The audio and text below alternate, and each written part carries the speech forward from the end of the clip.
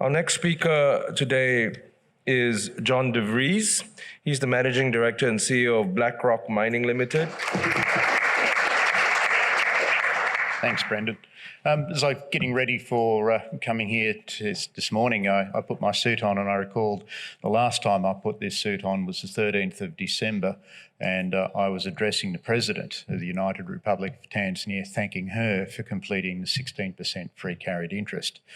Share price rose 20% on the back of that in a couple of weeks, and I got to spend 2 nights in hospital with malaria. We'll see how we go this time.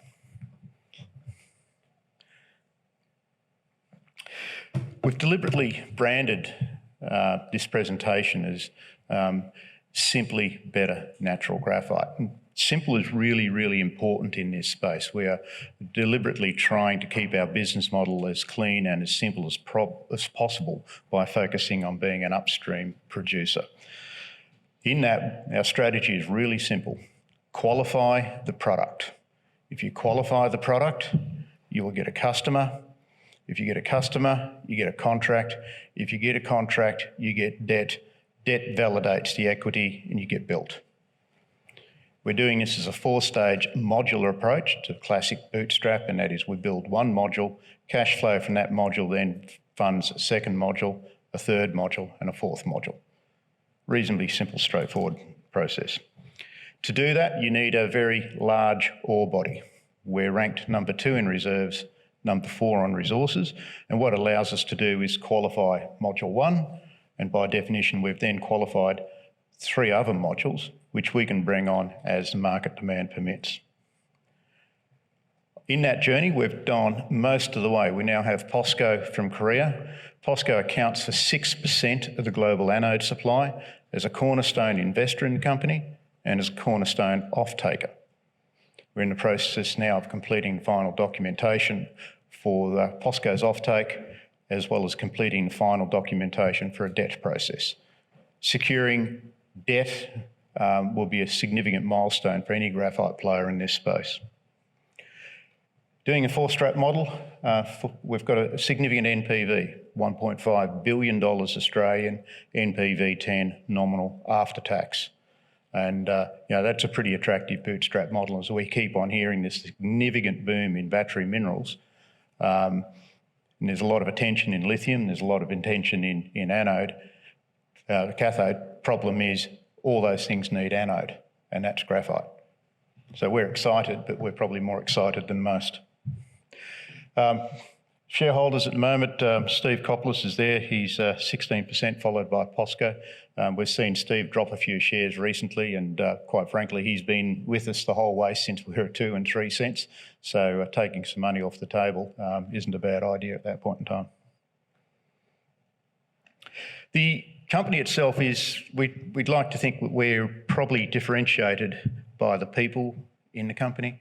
Our board of directors, Richard Crooks, geologist, 30 years experience, and a fair chunk of that's with Macquarie Finance. So we have the skills we need to fund the company.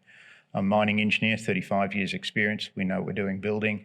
Ian Murray built Gold Road Resources, and Gabriel Cipini has been around West Perth and understands how to get stuff done in Perth. So we've got a board that delivers.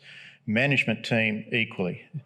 New arrivals on the management team, Stu McIntyre, ex-Blue Ocean Equities, and Stu has really helped us turbocharge our ability to function in equity markets. Daniel Pantony was project manager at Cirrus Balama. Daniel knows what worked and knows what didn't work at Balama, and is able to help us ensure we don't repeat some of those same learning experiences. Paul Sims built the Carrara project in the Midwest, very comfortable with multi-billion-dollar executions. Greg Wheeler, Greg's new on the team, but brings a plethora of commercial transaction experience. So this is a team we're putting together that can execute and will execute and do so cleanly. There's a lot of talk about what's the right chemistry in battery. Is it NCM, LFP, whatever? 2 things. They've all got lithium and they've all got graphite. So if you're going to be agnostic about which commodity to take a bet on in the battery space, lithium, which is getting increasingly expensive, or graphite, as our proposition here today says, it's about to get expensive. and we're the best positioned company to capitalise on that about to get expensive. A couple of features going on. A typical battery composes some synthetic graphite and some natural graphite. And you need both of them for the battery to run properly. But what we're finding is we're increasingly large contribution of natural graphite to the battery. And that's driven by A, cost, synthetic costs 3 to 4 times the price of natural graphite. And synthetic also comes from petroleum. So if you're thinking about a whole of ESG approach to supply chain, making a renewable battery out of petroleum is probably not the best thing you can do. The other thing that we're finding is that the presence of large-scale mines means a battery manufacturer has less variability in a natural flake supply and is able to put more natural into the battery, comfortable that he's not going to compromise battery performance. So you put growing batteries together, increase demand, and put the total supply there. And you can sort of see what's going on in graphite supply chain. This year we're doing something like 1 million odd tonnes, 1.2 million tonnes of graphite, and 2030, 5 million tonnes. Now, even if those numbers are wildly wrong, there is still a significant underlap in available supply to go into the battery supply chain. And this is in a commodity that takes not only many years to develop the mine, but many years to qualify the product from that mine. Put that together, and this is from Wood Mackenzie, and this is the sort of underlap that we're beginning to see. Now, it's from Benchmark. A slight little pickup on the data in this is Benchmark assume everything the name gets built. I'm thinking there's enough people in this room to understand all projects with names don't get built. And the other one is the rate at which we can get through pre-qualification. And I'll touch pre-qualification a little bit later in the presentation, but pre-qualification reflects that graphite transactions are peer-to-peer. There is no homogeneous stage, there is no fungibility stage. So the product we produce, a battery manufacturer, an anode manufacturer, will have to modify their plant to treat our product. Means it's really difficult to get into there in the first place, and they do not want to change. And when you start responding to supply-demand signals, having a big ore body where you can put more of the same boring old stuff out in front of them is super, super attractive.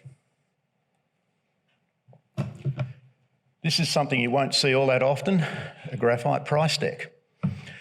This is internally generated. We reference 3 separate Chinese indices to put this together. So this is a mix-up of refractory windows. And refractory window is a Shandong-based indice, and it talks about the refractory portion of graphite that goes into steel mills.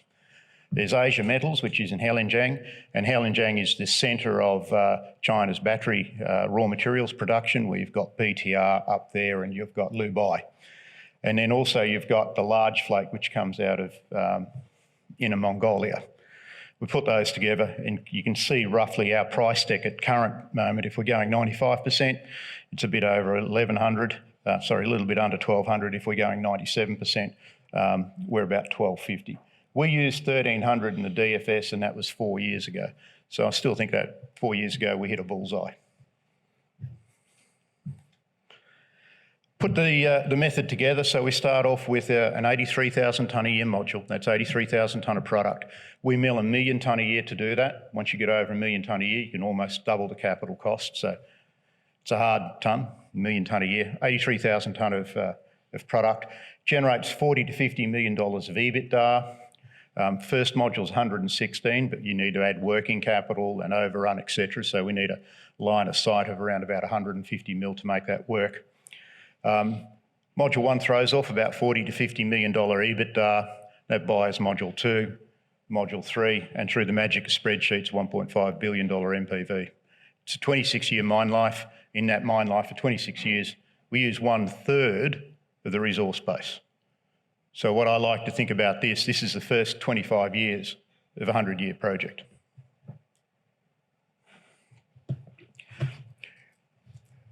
What makes Mahenge truly special is the mix of geography and geology. We're 60 kilometres south of a little town called Ifakara. Ifakara is a significant station on the Tanzanian-Zambian railway. Now, if anybody's travelled in Africa and understands the rigours of road travel in Africa, rail will beat road any day. What that rail access does is it goes straight down to the port of Dar es Salaam, which is a major container port. So we have an abundance of empty containers going back on empty ships to our principal markets in Asia. So we have a magnificent logistical advantage.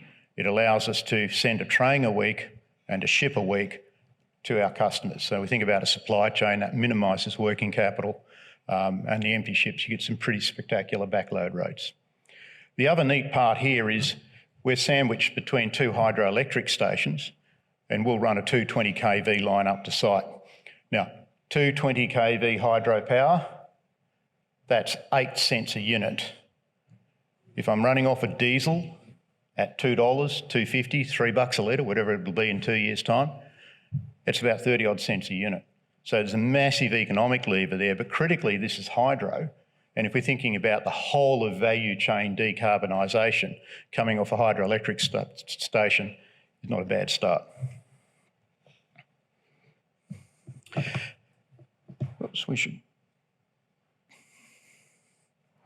The other thing that Mahenge comes up is the geology. Now, we are a large flake deposit.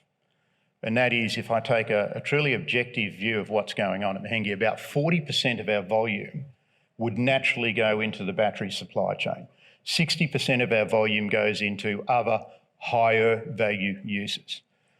Now, if you think about a typical graphite mine, crush, grind, float, your concentrate goes into a polishing stage where you try and upgrade that concentrate to your minimum sale grade of 95%. And every time you touch it, you turn large flake into small flake. So we're dealing with a world here that is an abundance of small flake and a real shortfall of large flake. Now, in a typical graphite mine, you'd be talking maybe 10% large flake, 90% fines. We are 40% fines, 60% large flake. That puts us in an enormous value proposition, and that's what drives our basket price of somewhere between $1,100 and $1,300 a tonne. The sort of uses for large flake, in the large flake, typically you're going to be using these as refractories in steel mills. You're going to be using this as flame retardants in fireproof doors. You put it into plastics and paints to actually make them flame-proof. The very large flake, this is a very unique super jumbo or whatever it gets called, we call it plus 32 mesh. Plus 32 mesh is used to make foils.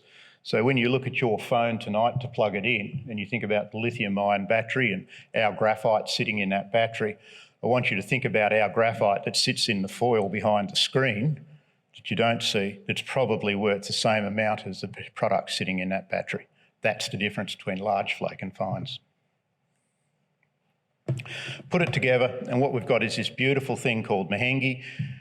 The mixture of geology gives us the quality, it gives us the revenue line. It's large, it is pure, it is high grade. The geography puts us at the bottom of the cost curve because we've got great logistics, we've got access to grid power, we've got a town nearby. I don't need a big mine camp, it's all laid on for us. You couldn't choose a better location if you tried. And critically, in terms of our ability to go to markets, we are putting our product on mostly empty ships going back to core processing centres. That leaves us with a conclusion. Our simple business model is upstream. We do not want to be competing with customers at this stage. We want customers, we want people we can collaborate with to develop a whole of supply chain focus. ESG is increasingly important. Hopefully at some point in time it gives you a higher price, but at the moment you need to meet the ESG goals and still try and match the sort of prices that you'll get from a Chinese product. A part of the debt process for us requires us to be compliant with the Equator Principles and the IFC standards, and that's simple a function. If you're going to use an international bank, they're the hurdles you have to jump over. We've done a first stage on that. We've got our independent experts on site at the moment, and we've done a Digby ESG audit. So we certainly know where we sit on that. There's a bit of work on that to be done, but ultimately if you sit back and you look at where we sit, we've got hydropower versus diesel, We're using dry stacking versus a wet tailings dam. We're using rail instead of road. The fundamentals of a low carbon, ESG compliant are built into the way we do business, and that's part of how we unlock that debt puzzle. Graphite playbook is unique. It's not something you're going to see in many other industries. I think most people are reasonably familiar. Look at the silver section where you do your studies, you get your social licence to operate, EPC, and away you go. What happens in graphite, because our customers have to modify their plant to suit our product, and their customers want to be happy with the products they make, we go through a pre-qualification process. It starts off with a couple of kilos, you give a couple of kilos, they'll test it, they'll make something with it, it'll go down the line, you get the feedback, and they go, good, could you send a couple of 100 kilos? Away go a couple of 100 kilos, and they say, thank you very much, could you send a semi-trailer load, please? And then they say, could you send us 100 tonnes of each sample size that you're going to produce? We're going, hang on, we're pre-cash flow. So we've had to be very strategic about how we've done this, and we have focused on attracting a balance sheet to the battery portion of our offtake.